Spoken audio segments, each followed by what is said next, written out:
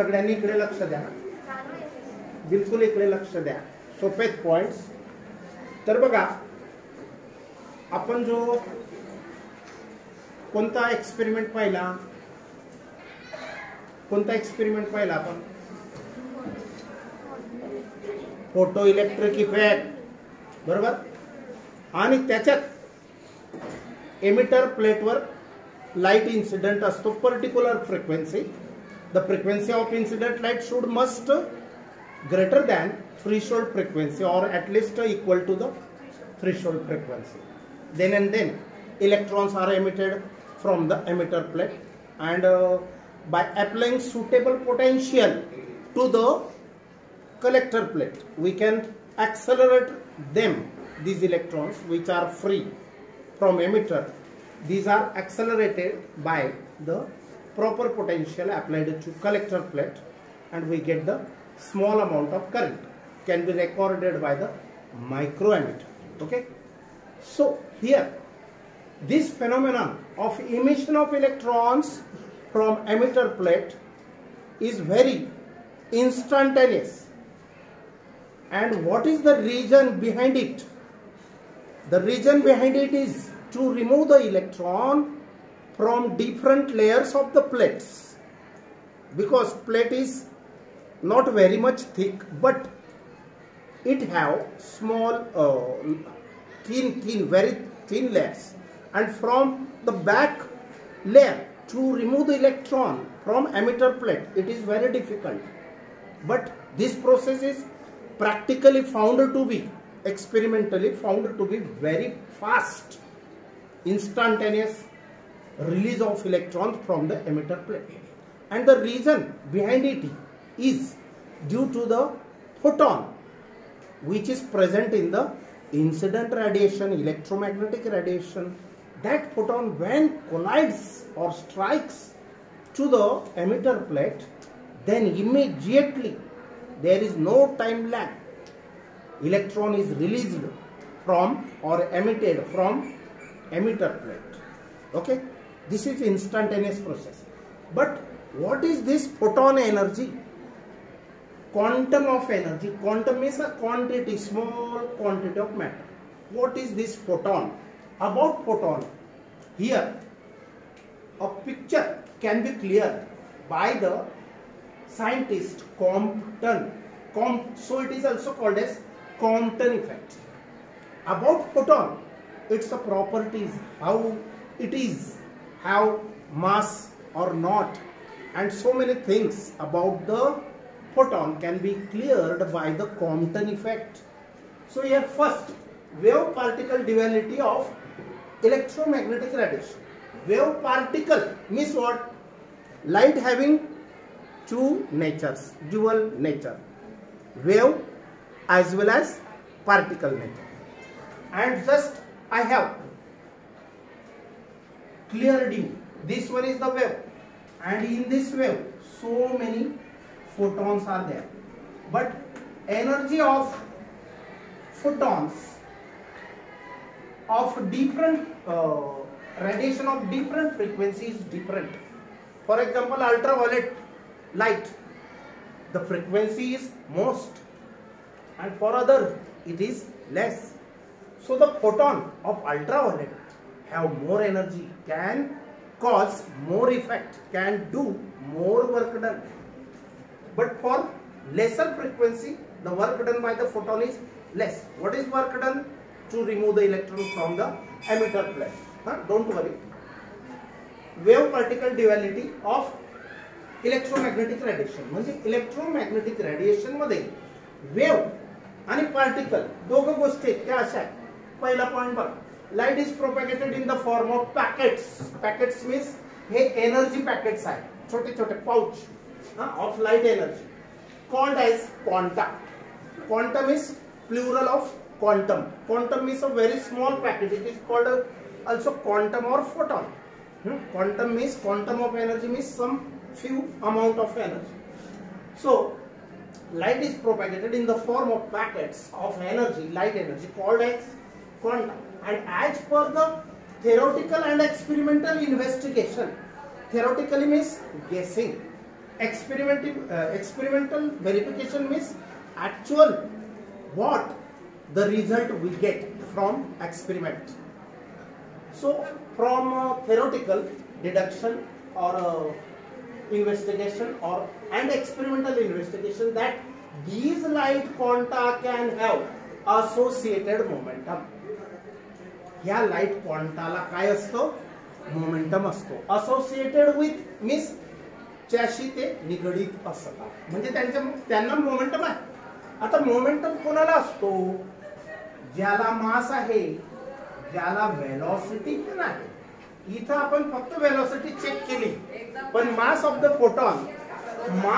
Photon बद्दल अजून त्याला मास असतं की नाही याचा विचारच केला नाही. तर मोमेंटम आहे तरच तो फोटॉन स्ट्राइक झाल्यानंतर इलेक्ट्रॉनला काढू शकतो ना ढकलून, बरोबर आहे की नाही? मोमेंटम. मग मोमेंटम कोणाला असतो? मास आणि वेलोसिटी ज्याला त्याला मोमेंटम असतो. पण मासचं प्रेडिक्शन म्हणजे मास फोटॉनला आहे किंवा नाही ते अजून निश्चित झालेलं नाही. बघा काय पिक्चर होतं तयार. एवढं समजलं. दुसरा पॉइंट बघा.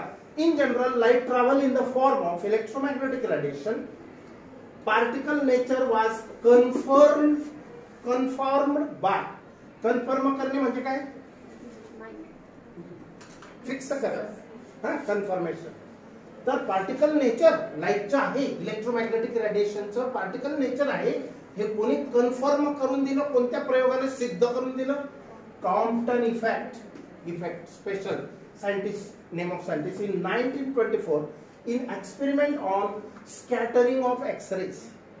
आता बघा आम्हाला एक एक्सपेरिमेंट होता. एक क्रिस्टल राहायचा, तर त्याच्यावर एक्सरेज त्या क्रिस्टलवर इन्सिडेंट केले तर ते असे स्कॅटर व्हायचे. आणि जी फिल्म असते फोटो फिल्म म्हणजे आपला पूर्वी जो कॅमेराचा रोल आहे त्याला आपण फोटोग्राफिक प्लेट किंवा फिल्म म्हणायचो. त्याच्यावर रेकॉर्ड केले गेले एक्सरेज. तर एक्सरेज डिफ्रॅक्शन म्हणजे काय? डिफ्रॅक्शन ग्रेटिंग वगैरे असते.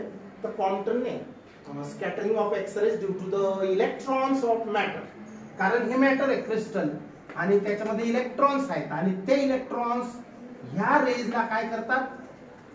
टर्न करून देतात, चेंज करून देतात त्याची डायरेक्शन. अजून पुढचा पॉइंट बघा. Compton describe all photons of electromagnetic radiation of A particular frequency.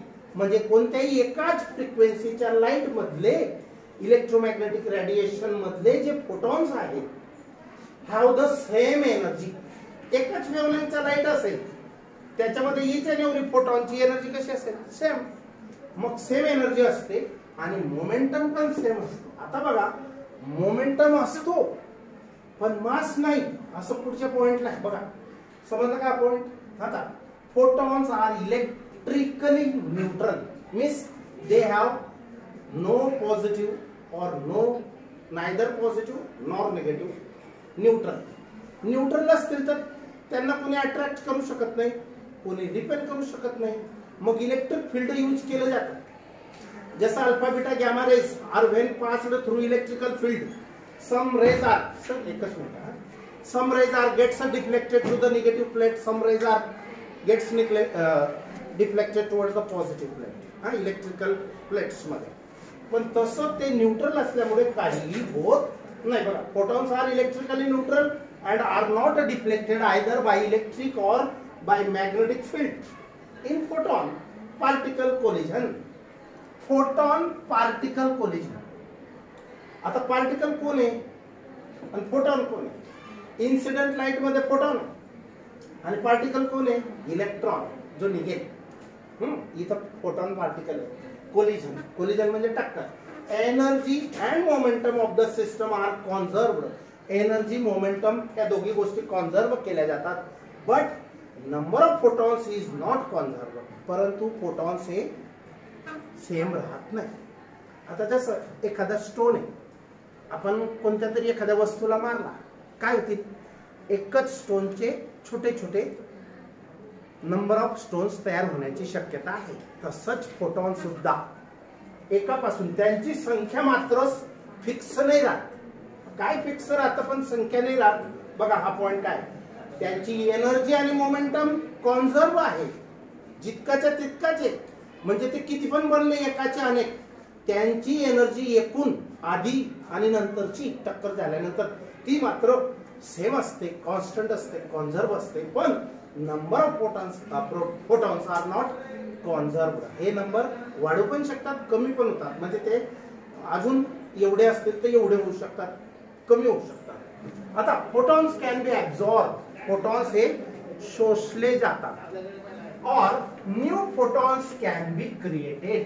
Naveen photon जन्माला येतात. पण कुठून जन्माला येतात? जे आहेत तेच लहान मोठे तुकडे होतात. म्हणजे एनर्जीचे पॅकेट्स एवढं आहे तर हे एनर्जी वेगळी, ही वेगळी, किंवा याच्यापेक्षा 4, 2 ऐवजी 4 होतील, 8 होतील. तर photons can transfer their energy and momentum during collision. Collision म्हणजे एमिटर प्लेटला टक्कर होताना फोटॉन्स त्यांची एनर्जी आणि मोमेंटम देऊन टाकतात. ट्रान्सफर म्हणजे कोणाला देतात? इलेक्ट्रॉनला. म्हणून तर इलेक्ट्रॉन एमिट होतो. तर photon always moves with the speed of light.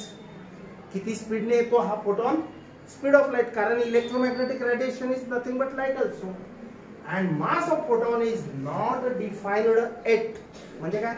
अजूनपर्यंत फोटॉनला मास आहे असं निश्चित झालेलं नाही, शक्य झालेलं नाही. हा नॉट डिफाइन्ड म्हणजे कोणीच सांगू शकलेलं नाही त्याच्याबद्दल आहे किंवा नाही आहे. मग इट्स रेस्ट मास इज 0. त्याचं रेस्ट मास काय आहे? 0 आहे. म्हणजे मासच नसावं, पण त्याला मोमेंटम आहे. ही गोष्ट सिद्ध करते की त्याला काही ना काही मास असावे. अजून निश्चित व्हायचं बाकी आहे. Not defined. Okay, now will stop.